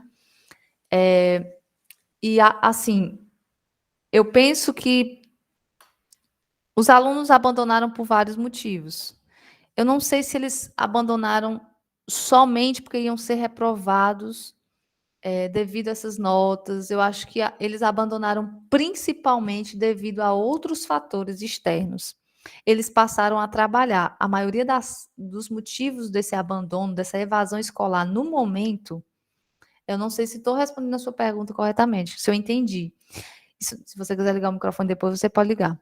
Mas, no momento da pandemia, eu acho que a evasão escolar se deu muito mais a outras questões externas. Eu digo isso porque teve um movimento muito grande de buscar esses alunos, porque também faz parte de um grande sistema, né? A gente sabe das notas, da evasão, do que isso vai representar no IDEB, né?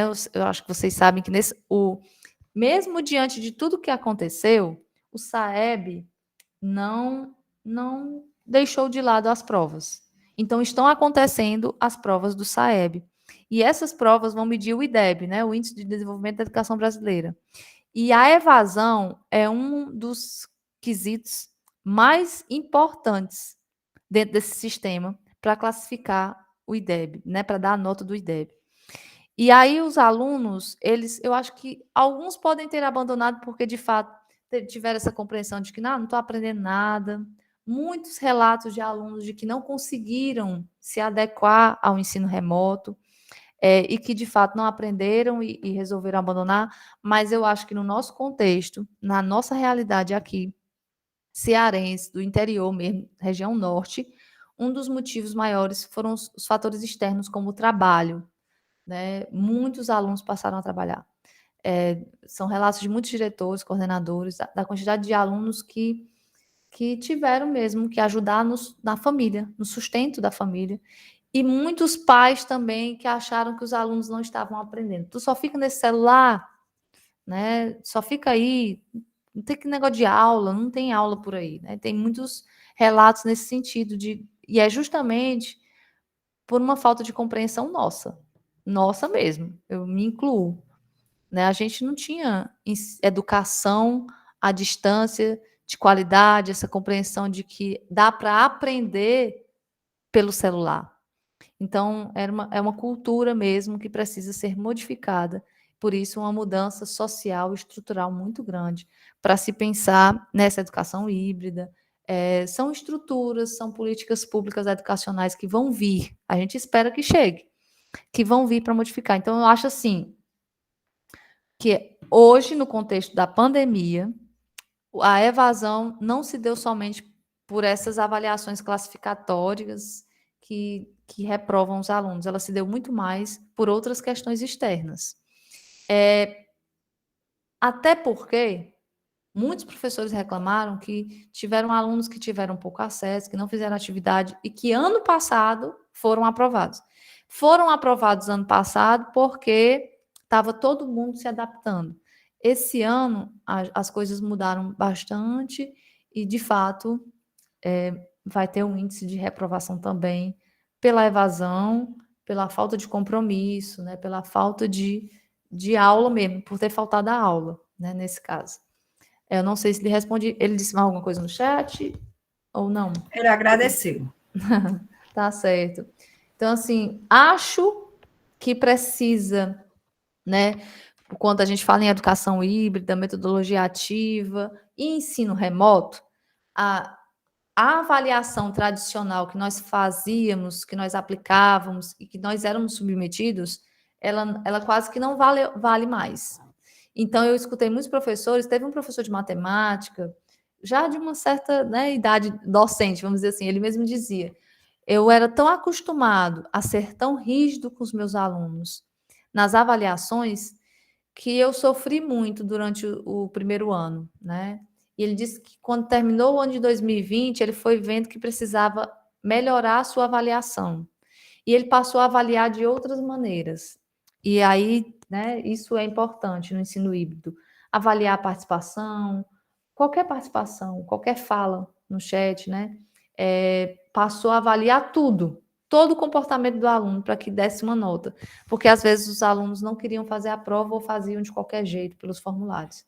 Então, assim, é toda uma modificação mesmo desses valores. É preciso modificar tudo. O planejamento, a avaliação, né, as metodologias, para que a gente possa pensar numa educação que queira trabalhar essas competências digitais. Então, os professores vão sendo submetidos a essas formações para que, de repente, né, eles alcancem. Tem aqui, né, como eu estava lendo, na cidadania digital, acho muito interessante, né, que o professor aprende a fazer o uso ético da tecnologia, a entender o que é cyberbullying, privacidade, e isso o aluno também vai entender depois, né? Fazer o uso seguro, fazer a inclusão, ser capaz de utilizar recursos tecnológicos para promover a inclusão e a equidade educativa. Isso é muito importante, não é falado, não é trabalhado ainda, né? Eu tive uma professora de educação especial que ela disse, né, a gente não teve nenhuma formação sobre como utilizar os aparelhos tecnológicos para os alunos que precisam da inclusão, né, para os alunos que são ditos e considerados os diferentes. E a última área do desenvolvimento profissional, que é o autodesenvolvimento, autoavaliação, ser capaz de usar a tecnologia para participar e promover, né, das comunidades, a aprendizagem e trocas entre pares. Tem uma metodologia que está muito em alta nas escolas, é a aprendizagem entre pares. Durante o ensino remoto, essa aprendizagem se deu bastante entre os professores. Por quê? Porque um ajudava o outro, é simples, é só isso. Um ajudando o outro a entender as tecnologias, o compartilhamento de informações e ser capaz de utilizar a tecnologia para manter a comunicação ativa e sistemática e eficiente com os atores da comunidade educativa. As comunidades de prática é uma outra inovação que surge. É o professor não ter mais esse apego à sua obra, esse apego incondicional de querer ser o melhor. Ele tem que dividir o conhecimento. Tem que dividir, tem que compartilhar ideias, tem que compartilhar saberes. Isso eu acho que está muito ligado ao espaço, né? Ao cyberespaço do Levi, do ambiente virtual, dessa maneira como a gente passa a aprender as coisas, né? Compreende-se assim que o uso das tecnologias na educação e, sobretudo, na escola, requer um movimento de formação continuada para os professores. Não é somente utilizar os aparelhos tecnológicos ou os aplicativos no contexto da sala de aula. É necessário a gente entender as implicações que esse uso traz para o aluno e para toda a sociedade. E aí, todas as vezes eu digo, né, que a gente precisa levar em conta o contexto material das escolas públicas brasileiras e as políticas de incentivo ao uso da internet e das tecnologias.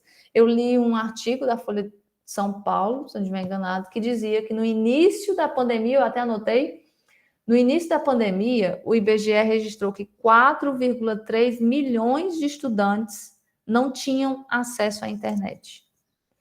Aí eu me lembro até de uma reportagem no Fantástico, né, de uma romantização que o menino subia numa árvore para pegar o sinal dos dados, né, os dados móveis, para poder ter acesso à internet. Não, né, a gente não tira o esforço do aluno, nem do pai, mas era uma forma de romantizar. Tem acesso à internet quem vai atrás. A meritocracia, né, quem quer, e não é assim. Né, a gente sabe que tem muitas outras questões por trás. E aí eu já falei, né, sobre os espaços, os novos espaços de aprendizagem. Eu acho que os professores também já faziam isso, né? Não era só uma aula tradicional, às vezes a gente fazia debate, aula expositiva, leituras. E o ensino remoto emergencial, ele surge, né? Trouxe à tona essa discussão sobre o ensino híbrido, os novos espaços de aprendizagem e as novas ferramentas, né? Como eu já mostrei, essa sala de aula talvez não atenda mais a todas as demandas. Se ela continuar com um professor no centro, se ela não der voz ao aluno, der autonomia a esse aluno, né? Aqui a gente já comentou, porque eu já tinha voltado, né? E vou, de fato, finalizando aqui a minha fala, onde eu digo que eu uso Paulo Freire, né, no centenário de Paulo Freire, nós comemoramos agora. Uma frase simples, né? Não é no silêncio que os homens se fazem, mas é na palavra, no trabalho e na ação reflexão. E eu acho que a formação docente, os professores que estão nessa escola, precisam entender essa ação reflexão. A gente precisa entender que as nossas atitudes enquanto professores, elas precisam ser o tempo todo refletidas.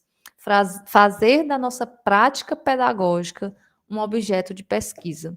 Né? Como eu disse, eu sou professora desde 2006, passei pela educação básica sobralense, dando aulas até de português e história, fui professora contadora de história, fui para o ensino médio, para o EJA, estive na Universidade Estadual Vale do Acaraú, né, com alguns de vocês que estão até aqui na sala, e fui professora do ensino médio e hoje volto ao ensino médio.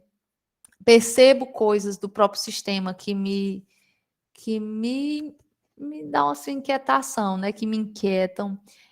Como eu disse no começo da minha fala, né, me sinto também uma infiltrada por um espaço que conquistei, né, ser professora de filosofia.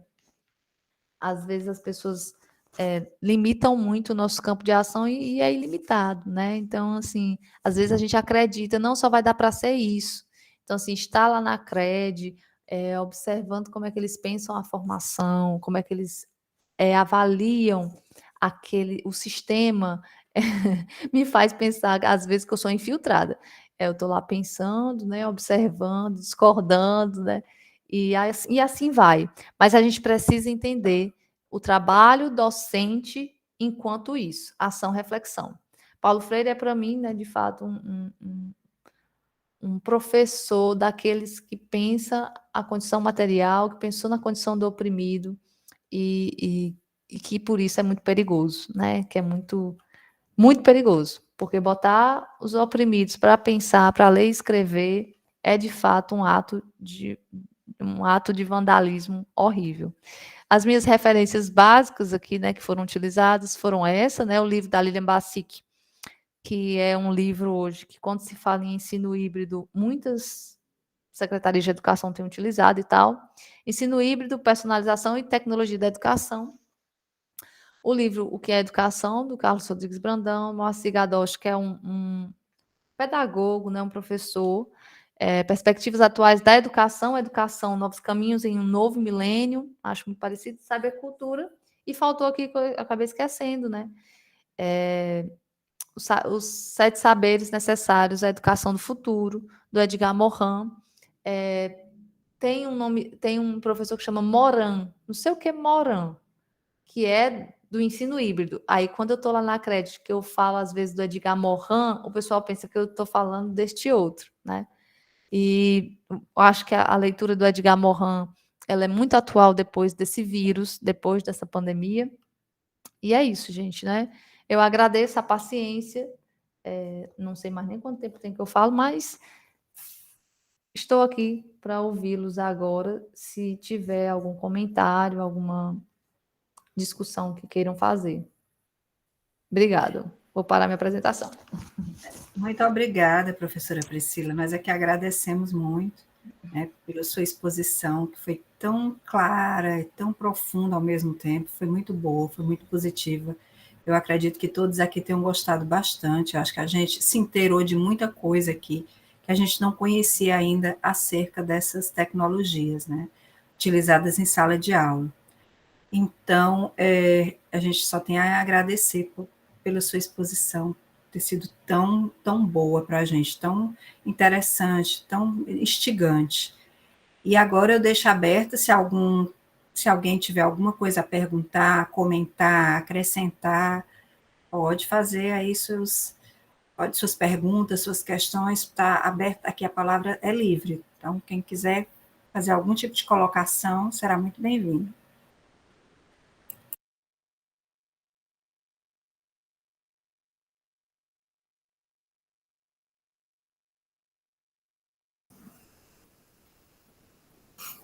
Quero parabenizar a professora Priscila pela sua exposição, trazendo as suas contribuições para se pensar a formação, né? E a própria condição para se trabalhar após essa pandemia, né? Uma questão que a gente precisa refletir bastante. Eu compreendi na sua fala, né, que nas suas andanças, nas suas atividades, você identificou, primeiramente, uma exclusão bastante acentuada por parte dos alunos, inclusive até de alguns professores, de ter condições materiais para ter acesso aos equipamentos que poderia possibilitar o ensino nesse momento remoto, né, do ensino remoto. Isso é constatado, tem estudos e tudo mais. Uma segunda coisa que você traz, que eu acho bastante relevante, é quando você vai trazer a condição da escola nesse contexto pandêmico e como é que essa escola deve se comportar daqui para frente. E aí eu diria, para pelo menos garantir, né, aquilo que a gente vem refletindo, sobretudo a partir do Adorno, a condição mínima de adaptar as pessoas para viver dentro das engrenagens sociais dessa sociedade tecnológica. Então, eu acho que quando você faz essa sua observação, a sua pergunta, a escola está on, é no sentido de nos dizer, será que as escolas brasileiras, elas estão minimamente satisfazendo o critério de promover uma educação para adaptação? E uma vez colocando essa questão para a gente refletir, vem a segunda parte. E agora, como promover essa educação para a emancipação no contexto escolar que nós temos hoje, para, em seguida, ainda ser possível pensar uma educação para a resistência? Então, você traz muito bem a questão que existe uma resistência muito grande por parte de professores para não se adaptarem ao uso das tecnologias, e aí eu digo, quando a gente tem essa resistência para não fazer uso das tecnologias, eu diria, como é que nós vamos pensar uma educação para esses meninos, esses jovens, né, daqui para frente? Na nossa época, nós tínhamos o mimeógrafos, nós tínhamos o disquete, nós tínhamos isso e tínhamos aquilo, e nós precisávamos nos adaptar àquela realidade. Nós trabalhamos, né, naquele contexto. Hoje nós temos o quê? Nós temos outras tecnologias que faz parte da vida desses alunos, esses alunos são dessa era digital, e nós ainda estamos com dificuldades de nos adaptar a essa situação. Bem, eu acho que precisamos resistir, a gente não pode ser simplesmente aquele que vai aderir de corpo e alma, né? Trabalhar com certos cuidados, procurar articular a formação que nós temos, as experiências que nós temos, articulando isto com essas novas ferramentas, para poder fazer com que essas ferramentas se tornem significativas. Agora, a escola ainda é esse espaço, né, que vai, de uma certa forma, dar condições, tanto para os alunos como para os professores, trabalhar numa perspectiva de sistematizar os conhecimentos que esses alunos já trazem de casa, estimular os professores para uma educação continuada, para poder ter o domínio dessas ferramentas, para posteriormente a gente pensar numa educação para resistência dentro desse contexto. Mas eu acho que o seu minicurso, as suas colocações foram bastante felizes, porque se essa escola não está se ela não está atualizada, se ela não nos dá condições para dialogar com esses alunos, para poder sistematizar os conhecimentos, as informações sobre o uso dessas novas tecnologias, eu acho que a gente vai ficar discutindo teorias e mais teorias em sala de aula nas universidades, mas sem nenhuma efetividade no seio dessa sociedade. Mas, por essa razão, quero te parabenizar, professora Priscila, bastante proveitosa a sua exposição, o seu minicurso. Grato.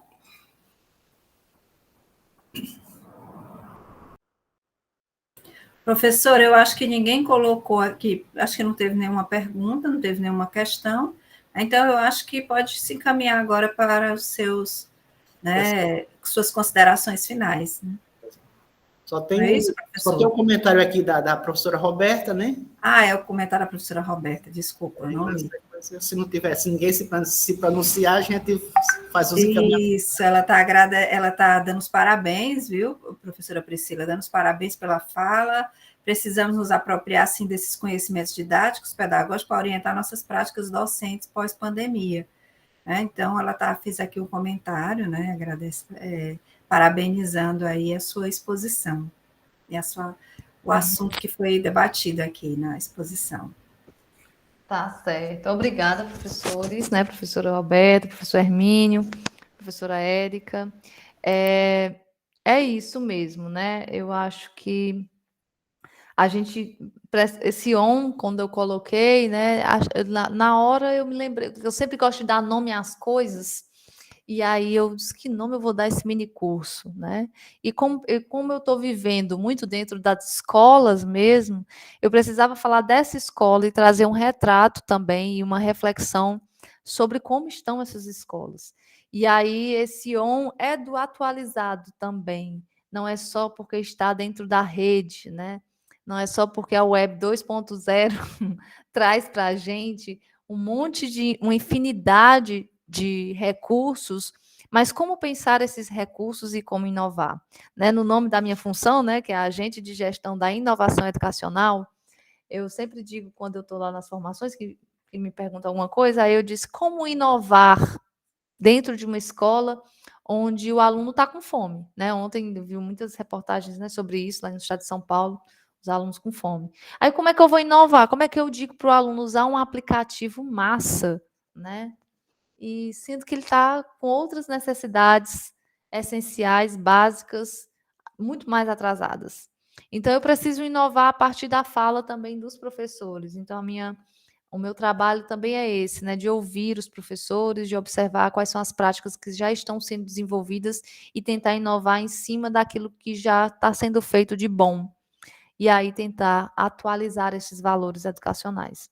Então, essa atualização, essa escola, ela vai estar quando também, né, as universidades, os cursos de licenciatura também estiverem on. Então, é um trabalho grandioso, né, de se pensar na educação pública de qualidade, numa educação que dê acesso aos nossos alunos à cidadania e às coisas básicas. Gostaria de agradecer as perguntas, né, a fala de vocês, né, a fala do Kaique, do Miqueias, né, agradecer a todos pela paciência e pela disponibilidade de estar aqui, e é sempre muito bom estar partilhando conhecimento. Né, na fala de vocês, eu já vou tendo outras ideias também. E aí eu acho que é isso, né? Conhecimento só se dá e só se faz no compartilhamento, né? Essa palavra, vou compartilhar. Essa palavra é uma palavra docente também, né? Compartilhar é aprender também. Então, muito obrigado, gente. Foi um prazer estar com vocês aqui. Até à noite, né? À tarde tem programação, Genilson? Não tem, né? Que era a mostra, né? Agora nós fomos para a noite, né, que vai ser a mesa de encerramento, né, do evento. Então, estão todos convidados para participar conosco. A partir das 19 horas, nós temos à noite a palestra do professor Gelson Oliveira e do professor Adalto Lopes. Então, pessoal, a gente encerra por aqui, agradecendo à professora Priscila mais uma vez pela sua exposição, a professora Érica, né, por estar aqui conosco, mediando os trabalhos, pelos os participantes, de um modo geral, os alunos da disciplina da professora Érica, os bolsistas do PIBID e outros alunos e colegas, os bolsistas do SEBO, que estão aqui presentes, né, pela participação, pelo envolvimento com o evento, né, pelo esse desejo de querer aprender mais. Então, à noite estaremos juntos mais uma vez. Grato, um abraço a todos.